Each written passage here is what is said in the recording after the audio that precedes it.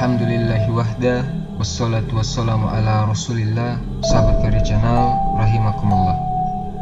Kita akan berbicara tentang tertib dari tanda-tanda kiamat secara ringkas. Pertama, tanda-tanda kiamat dimulai dari munculnya Dajjal. Tidak ada satupun nabi melainkan pasti akan memperingatkan umatnya akan kemunculan Dajjal. Karena fitnah Dajjal ini fitnah yang bukan fitnah biasa, tapi fitnah luar biasa. Memfitnah setiap agama manusia, awalnya mengaku nabi dan akhirnya mengaku Tuhan. Dan sebagian besar manusia menjadi pengikut Dajjal, terutama kaum wanita.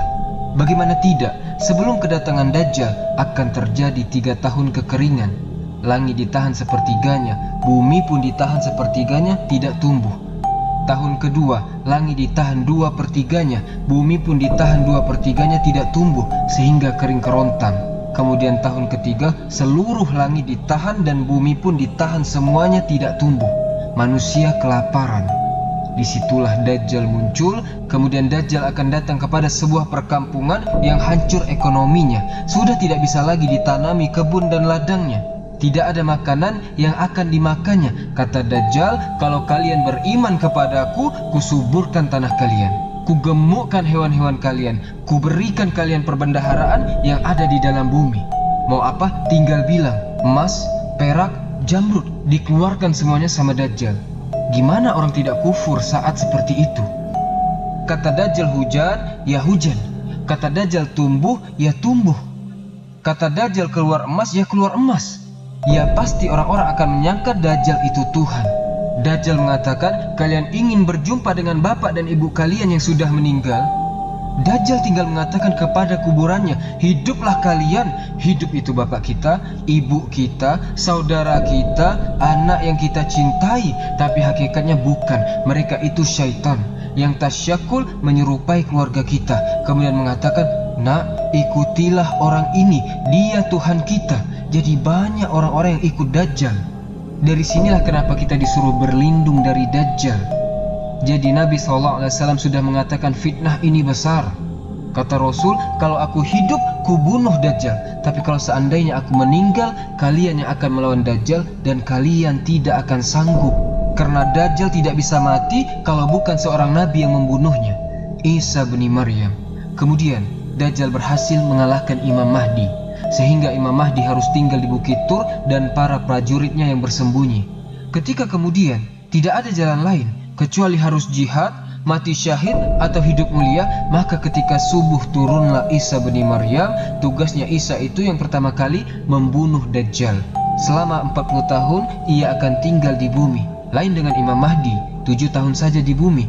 Tugas pertama Nabi Isa membunuh Dajjal. Baru ada tugas yang lainnya, membunuh babi, mematahkan salib, dan akan memimpin kaum muslimin, dan akan memasukkan Islam sebagian ahli kitab.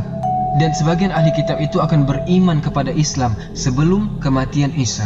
Dan Isa akan memimpin kaum muslimin setelah meninggalnya Imam Mahdi. Ketika di zaman Isa inilah Allah kemudian hancurkan benteng yang dibangun oleh Zulkarnain. Di balik benteng itu ada 2 kabilah besar. Satu kabilah Ya'jud dan yang kedua kabilah Ma'jud. Jumlah mereka banyak. Satu di antara kita, 999 dari mereka. Banyak. Kata Rasul, kaum ini tidak bisa diperangi dan tidak bisa dibunuh, saking banyaknya mereka. Sehingga kemudian banyak orang-orang di luar rasnya dibantai dan dibunuh dan dimakan, kanibal. Sampai merasa bahwa dia sudah membunuh orang-orang yang hidup di bumi. Dia sombong kemudian menatap langit dan mengatakan, kami sudah membunuh semua orang yang ada di bumi. Kau juga yang di langit, sambil nunjuk, kami akan bunuh juga, katanya Ya'jud dan Ma'jud. Maka mereka mengarahkan tombak-tombak mereka, panah, lembing dilempar ke atas langit. Mereka hendak membuat makar. Allah pun membuat makar. Panah mereka disedot sampai tidak kelihatan di balik awan. Kemudian dikembalikan lagi seolah-olah ujungnya sudah berlumuran darah, padahal Allah sengaja membuat itu. Tidak ada makhluk yang mati di langit, tapi mereka makin sombong, seolah-olah sudah membinasakan orang yang di langit. Maka disitulah Allah tampakkan kekuatannya. Allah kirim satu makhluk kecil namanya Nagof, ulat. Masuk di tengkuknya, satu mati, mati semuanya Ya'jud dan Ma'jud. ketika Yajuj dan Majuj habis, semuanya meninggal dunia karena diazab oleh Allah Subhanahu wa Ta'ala dengan ulat, maka kemudian Allah kirim burung-burung besar mengangkat jasadnya, dilempar entah kemana, wallahu alam, entah ke lautan, entah berantah kemana, tapi kemudian Allah turunkan hujan, Allah bersihkan lagi bumi, sehingga Isa ibn Maryam dikembalikan lagi dalam kehidupan yang luar biasa. Beruntung orang-orang yang hidup di masa Isa ibn Maryam hidup, dikembalikan lagi bumi itu sebagaimana aslinya, berkah di mana-mana, sampai Isa ibn Maryam kemudian meninggal dunia. Setelah Isa ibn Maryam kemudian meninggal dunia, maka kemudian manusia kembali, sebagian mereka kufur dan sebagian mereka tetap beriman. Lah ketika itu orang dihebohkan dengan di daerah yang sangat jauh di sana, di daerah timur, rupanya Allah Subhanahu wa Ta'ala kirim gempa. Bukan hanya hancurkan satu desa, ini bisa menghancurkan satu negara. Maka orang pun heboh, ada berita tentang gempa yang bisa menghancurkan negara-negara. Baru saja mereka mendengar di arah timur itu terjadi gempa yang dahsyat, dari arah barat pula mereka mendengar terjadi gempa hebat sehingga menghancurkan negara-negara. Setelah itu rupanya di Jazirah Arab pun terjadi gempa di mana-mana, satu dunia gempa. Sehingga orang kemudian kesulitan tempat tinggal, kesulitan ekonomi, keadaan mereka miskin, mulailah mereka semakin jauh, maka sebagian mereka semakin kufur, tapi ada juga yang masih istiqomah di sini. Maka dalam kondisi seperti itu, tiba-tiba Allah mengingatkan mereka agar mereka bertaubat. Allah tiba-tiba kirimkan dukhon, satu dunia gelap dengan asap. Asap ini masuk ke rumah, ke gang, ke gua, ke jalan, kemana-mana. Tidak ada satupun kecuali menghirup dukhon. Setiap hari banyak orang yang meninggal gara-gara menghirup dukhon ini. Akhirnya mereka pun sudah mulai sadar mereka jauh dari Allah Azza wa Jalla. Mereka berdoa, ini orang-orang yang ahli maksiat, mereka berdoa kepada Allah, angkatlah azab ini, angkatlah asap ini, kami berjanji kami akan beriman. Akhirnya Allah Subhanahu wa Ta'ala pun mengangkat azab itu. Hanya 40 hari saja dukhon itu, tapi sudah banyak orang yang mati, sudah banyak terbakar kepalanya, terpanggang seperti kepala ikan. Maka sebenarnya dukhon itu alamat terakhir bagi orang yang ingin bertaubat. Karena setelah ini akan muncul alamat di mana orang sudah tidak diterima lagi taubatnya. Harusnya ketika dukhon itu dihilangkan Allah Subhanahu wa Ta'ala, yang tadinya berzina berhenti berzina, yang tadinya minum khamar berhenti minum khamar, yang tadinya nyembah berhala, berhalanya dibuang, bertaubat kepada Allah Subhanahu wa Ta'ala. Setelah hilang azabnya, kufur lagi sebagian orang itu. Maka ketika di malam hari yang sangat dingin, semua manusia tidur. Ketika datang waktu subuh, orang-orang yang beriman bangun sebagaimana kebiasaan mereka sholat subuh. Tapi orang-orang kafir, orang munafik terlelap tidur. Baru mereka terbangun di jam-jam yang sudah lewat subuh. Tapi langit ketika itu masih gelap seperti gerhana matahari total. Ditunggu sampai zuhur, tidak ada juga matahari muncul. Ditunggu sampai asar, tidak muncul juga.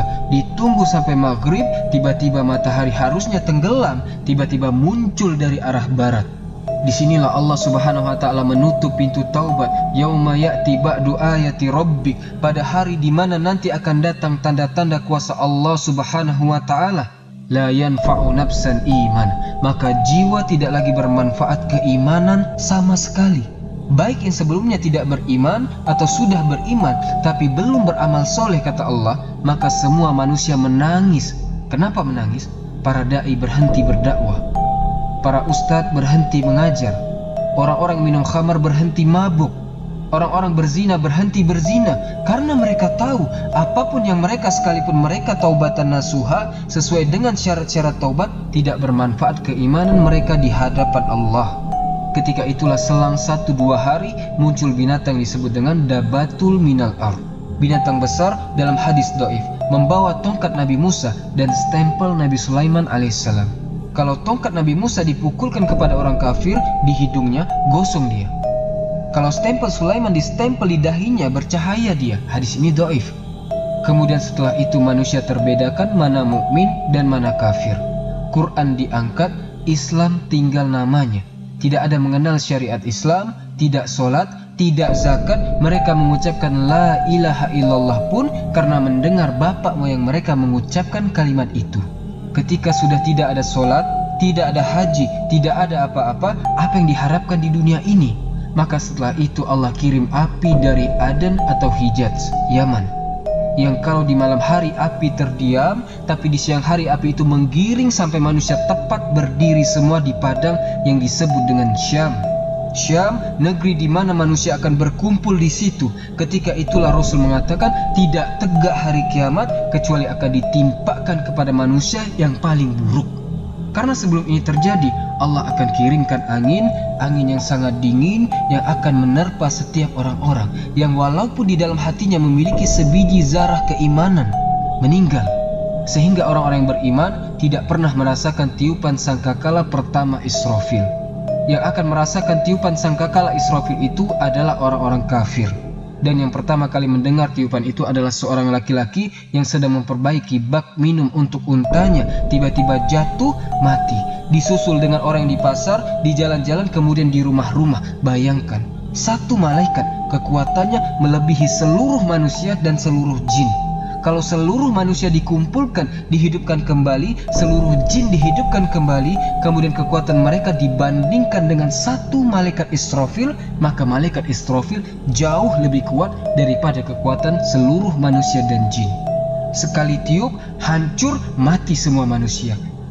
Semoga video ini bermanfaat. Subhanakallahumma wa bihamdika asyhadu an la ilaha illa ant astaghfiruka wa atubu ilaik. Wallahu taala alam. Assalamualaikum warahmatullahi wabarakatuh.